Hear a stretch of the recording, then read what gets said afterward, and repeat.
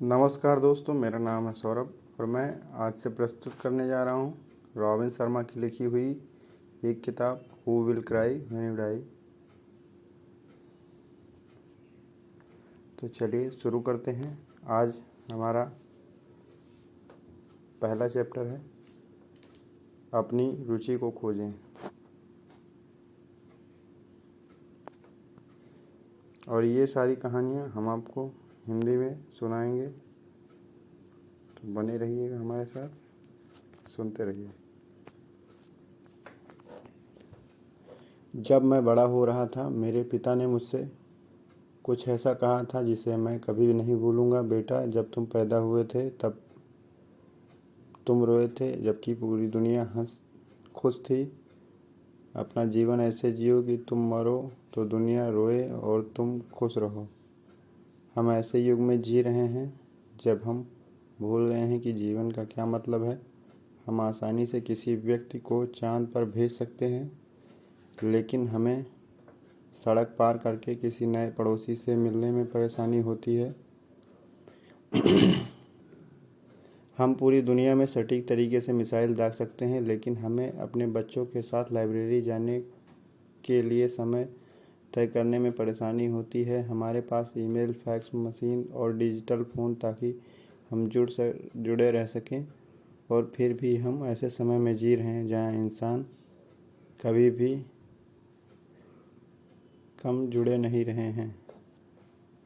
हमने अपनी मानवता से संपर्क खो दिया है।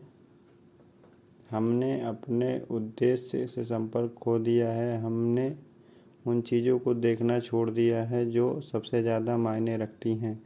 और इसलिए जब आप किताब पढ़ना शुरू करेंगे तो मैं आपसे आदरपूर्वक पूछूंगा, जब आप मरेंगे तो कौन रोएगा?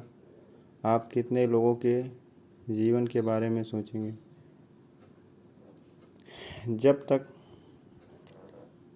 आपको इस ग्रह पर चलने का सौभाग्य प्राप्त है, तब तक आप किससे जुड़े रहेंगे? आपके जीवन का आपके बाद आने वाली पीढ़ियां पर क्या प्रभाव पड़ेगा? और अपनी अंतिम सांस लेने के बाद आप अपने पीछे क्या विरासत छोड़ जाएंगे?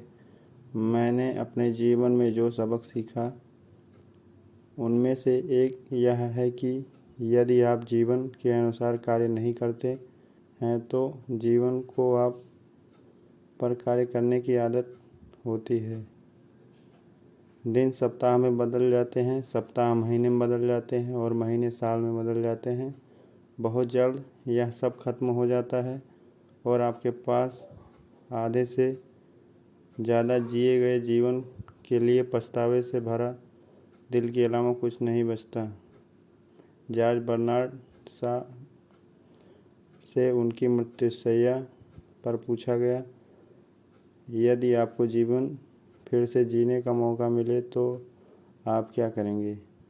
उन्होंने इस विचार पर एक गहरी सांस के साथ उत्तर दिया, मैं वह व्यक्ति बनना चाहता हूँ जो मैं बन सकता था लेकिन कभी बन नहीं पाया। मैंने यह पुस्तक इसलिए लिखी ताकि आपके साथ ऐसा कभी ना हो। एक पेशेवर वक्ता के रूप में मैं अपने कामकाजी जीवन का अधिकांश समय उत्तरी अमेरिका के सम्मेलनों में मुख्य भाषण देने में, शहर दर शहर उड़ान भरने, व्यवसाय और जीवन के नेतृत्व पर अपने विचारों को कई अलग अलग लोगों के साथ साझा करने में बिताता हूँ। हालांकि वे सभी जीवन के विभिन्न क्षेत्रों से आते हैं, लेकिन इन दिनों उनके सवाल हमेशा एक ही चीज़ पर केंद्रित होते हैं, मैं अपने जीवन में अधिक अर्थ कैसे पा सकता हूँ? मैं अपने काम के जरिए कैसे एक स्थायी योगदान दे सकता हूँ? और मैं कैसे सरलीकरण कर सकता हूँ ताकि बहुत देर होने से पहले मैं जीवन की यात्रा का पूरा आनंद ले सकूं?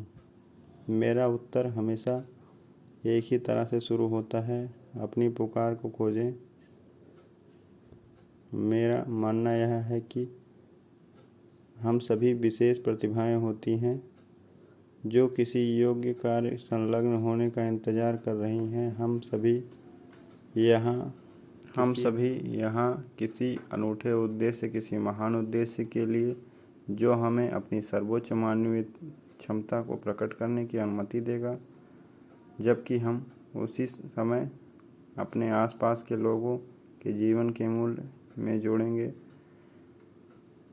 अपनी पुकार खोजने का मतलब यह नहीं कि आप अपनी वर्तमान नौकरी छोड़ दें।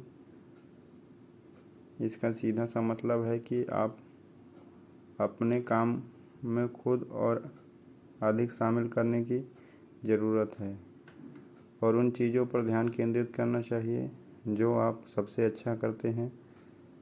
इसका मतलब है कि आपको दूसरों के द्वारा आपके इच्छित परिवर्तन करने की प्रतीक्षा करना बंद कर देना चाहिए और जैसा कि महात्मा गांधी ने कहा है, वह परिवर्तन स्वयं बने जिससे आप अपनी दुनिया में सबसे अधिक देखना चाहते हैं। और एक बार जब आप ऐसा कर लेंगे तो आपका जीवन बदल जाएगा। धन्यवाद।